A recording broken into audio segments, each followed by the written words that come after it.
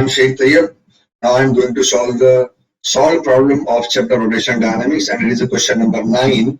और ये क्वेश्चन बहुत ही छोटा और इजी क्वेश्चन है. क्या क्वेश्चन है और समझते हैं. A ceiling fan having moment of inertia 2 kilogram metre square.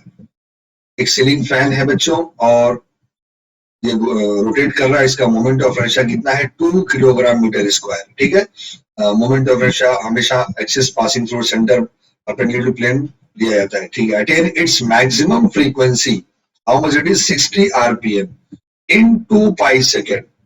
Calculate its power rating. तो बच्चों इसका फ्रीक्वेंसी दिया हुआ है. ठीक है. तो डेफिनेटली ये फ्रीक्वेंसी बाद की फ्रीक्वेंसी आफ्टर 2 पाई सेकेंड, मतलब इसकी इनिशियल फ्रीक्वेंसी डेफिनेटली 0 होगी. मतलब n1 डेटा में लिख रहा हूं. n1 ये initial frequency which is equal to 0. ठीक है. और n2 ये बाद की फ्रीक्वेंसी है क्योंकि भाई शुरू में तो फैन रुका हुआ रहेगा ना. It is 60 RPM. Now we are going to convert into RPS. ठीक है. तो इट इज 1 मिनट में 60 सेकेंड है तो डिवाइड बाय 60 और ये हो गया आरपीएस. कैंसिल हुआ तो ये बचा 1 आरपीएस. ठीक है. और टाइम कितना दिया इन टाइम 2 पाई सेकेंड. तो t is equal to 2 pi second. Okay. आपको क्या निकलना है. Calculate its power rating. Power find out करना है. ओके. तो पहले मैं इस प्रॉब्लम के बारे में आपको थोड़ी सी इंफॉर्मेशन देता हूँ. बच्चों ये जो क्वेश्चन है, क्वेश्चन तो गलत नहीं बोल सकते लेकिन जो आपका टेक्स्ट बुक में आंसर दिया हुआ है उसके हिसाब से ये क्वेश्चन रॉन्ग है. मतलब ये डेटा आपको रॉन्ग दिया हुआ है. अगर आपको टेक्स्ट बुक का सेम आंसर चाहिए तो ये 60 आरपीएम के बदले कितना होना चाहिए था 120 आरपीएम होना चाहिए था. यानी मैं क्वेश्चन तो 60 आरपीएम से ही सॉल्व कर रहा हूँ लेकिन अगर आपको आपके टेक्स्ट बुक का परफेक्ट आंसर चाहिए तो आप 60 के बदले इसको क्या ले लेना 120 आरपीएम लेना. तो 120 डिवाइड बाय 60 करेंगे तो आपको 2 आरपीएस मिल जाएगा. ठीक है. बस यही चेंज करोगे तो आपका जो टेक्स्ट बुक का आंसर है वो एग्जैक्टली सेम आ जाएगा. ठीक है. तो चलो. अब ceiling fan having moment of pressure 2 kilogram attain its maximum frequency 60 RPM. बच्चों फैन स्टार्ट से ही तो 60 आरपीएम पे नहीं है. आफ्टर 2 पाई सेकेंड है. इसका मतलब है कि स्टार्ट में जब फैन स्टार्ट नहीं किया था हमने तब उसका फ्रीक्वेंसी क्या था 0. तो वो घूम नहीं रहा था. लेकिन जब आपने फैन स्टार्ट किया तो उसके 2 पाई सेकेंड के टाइम में इतने टाइम में उसका मैक्सिमम रेवोल्यूशन आ गया. कितना आया 60 आरपीएम. मतलब 1 रेवोल्यूशन पर सेकेंड. 1 सेकेंड में वो एक बार घूमना शुरू किया. तो उसके लिए कितना टाइम लगा. उसके लिए टाइम लगा 2 पाई सेकेंड. ठीक है. तो पावर रेटिंग फाइंड आउट करना है बच्चों. तो पावर रेटिंग फाइंड आउट करने के लिए हम एक काम करते हैं. पावर का फॉर्मूला लीनियर मोशन में आपको पता होगा. In linear motion what is the formula for power. तो power which is equal to F into V. ठीक है. F into V. ओके. तो बच्चों ये फॉर्मूला पावर का लीनियर मोशन में है. ठीक है. In linear motion. Now in rotational motion आपको मालूम है लीनियर क्वांटिटी और रोटेशन क्वांटिटी में क्या डिफरेंस होता है. तो in rotational motion we can right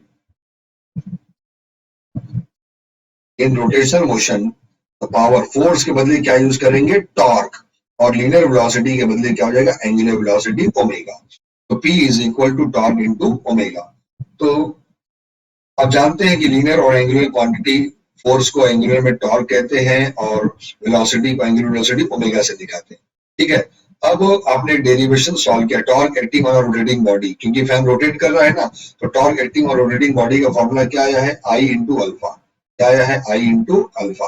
तो ये वैल्यू मैं यहाँ पर पुट करूंगा. Torque is equal to I alpha और इसको फिर सॉल्व करेंगे.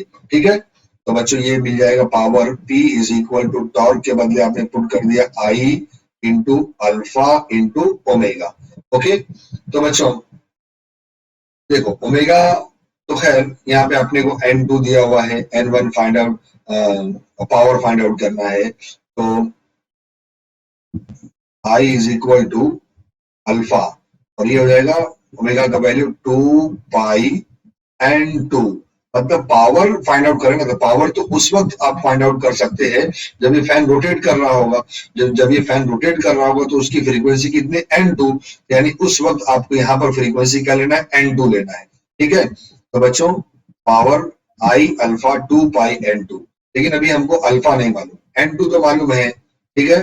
और मोमेंट ऑफ इनर्शिया देखो यहाँ पर दिया हुआ I की वैल्यू दिया हुआ है कितना 2 किलोग्राम. मैंने यहाँ लिखा नहीं तो आई का वैल्यू कितना है, I is equal to 2 kilogram metre square. ठीक है, तो सब कुछ मालूम बट अल्फा नहीं मालूम, तो मैं इसको इक्वेशन नंबर 1 बोल देता हूं और पहले हम लोग अल्फा फाइंड आउट करते हैं। ठीक है, तो बच्चों अल्फा क्या, एंगुलर एक्सेलरेशन। एंगुलर एक्सेलरेशन का फॉर्मूला क्या है, D omega, del omega upon del T.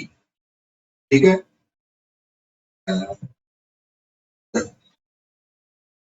Angular velocity with respect to time which is called angular acceleration. तो ये फॉर्मूला क्या होगा, alpha is equal to omega final minus omega initial, difference in omega divided by difference in time. तो T final minus T initial. Okay, तो बच्चों omega का value क्या होता है, 2 पाई, तो ये आएगा 2 pi N final minus 2 pi frequency initial. Okay, और टाइम बच्चों, बाद का टाइम कितना है 2 पाई, और डेफिनेटली इनिशियल टाइम क्या होगा, डेफिनेटली इनिशियल टाइम होगा 0। तो यहां से मैं 2 पाई कॉमन ले लेता हूं। जब मैं 2 पाई कॉमन ले लूंगा तो final frequency minus initial frequency, और यहाँ पे अपॉन में क्या बचा, 2 पाई, अपॉन में बचा 2 पाई, 2 पाई एंड 2 पाई कैंसिल हो गया। अपने को फाइनल फ्रीक्वेंसी हमारे पास कितना निकाले, n2 कितना है 1, ये हो गया 1, और इनिशियल फ्रीक्वेंसी डेफिनेटली क्या है 0। तो यहाँ पे आपको अल्फा का वैल्यू कितना मिला, अल्फा का वैल्यू मिला 1 रेवोल्यूशन पर सेकेंड स्क्वायर। ठीक है, एक्सेलरेशन है ना, मीटर पर सेकेंड स्क्वायर। ठीक है, ओके, मीटर पर सेकेंड स्क्वायर।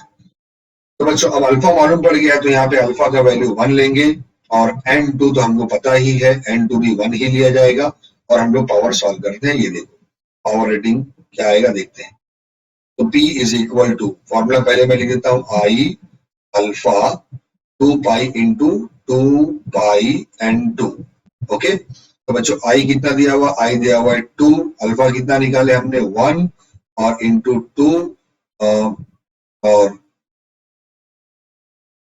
पाई का वैल्यू है 3.14 है ना, तो पाई का वैल्यू भी लिख देते हैं 3.14, और n2 का वैल्यू हमारे पास क्या है, n2 का वैल्यू भी है 1 rps, तो ये हो गया 1। तो कितना हो गया ये, 2 2 4, 4 इंटू 3.14। आप इसको 4 पाई भी बोल सकते हैं, 4 पाई भी बोल सकते हैं, या फिर मल्टीप्लाई करेंगे तो 4 चौक 16, ठीक है, 4 एका 4, और 4 थिया 12, 12.46 इसका पावर आ रहा है। यूनिट क्या होगा, वॉट। ठीक है, तो बच्चों आपके टेक्स्ट बुक में जो इसका आंसर है 50 वॉट दिया हुआ है, यानी 16 पाई। तो ये 16 पाई कब आएगा, जब आप ये जो क्या नाम है, फ्रीक्वेंसी कितना ले लेंगे, 120 ले लेंगे, तो 120 लेंगे तो 2 आरपीएस हो जाएगा। ठीक है, और जब 2 आरपीएस हो जाएगा तो ये देखो n2 माइनस n1 जब हम करेंगे, ठीक है, तो 2 माइनस 1 बचेगा, 2 माइनस 0, तो 2 माइनस 0 तो अल्फा की वैल्यू क्या आएगी, 2 आएगी। जब अल्फा की वैल्यू 2 आएगी तो देखो ये भी 2 हो जाएगा, ये भी 2 हो जाएगा। अब कितना बचेगा, 2 दूनी 4, 4 दूनी 8, 8 दूनी 16, ये हो जाएगा 16 पाई, और 16 इंटू 3.14 करेंगे तो 50 वॉट आ जाएगा। तो इसका मतलब हमारा डेटा जो है टेक्स्ट बुक में ये रॉन्ग दिया हुआ है। ठीक है, और मैंने 60 आरपीएम से कराया तो आपका आंसर 12.46 यानी 4 पाई आ रहा है, और जब आप इसको 120 ले लेंगे तो बराबर आपका आंसर 16 पाई मतलब 50 वॉट आ जाएगा। ओके, स्टॉप करते हैं, गुड बाय।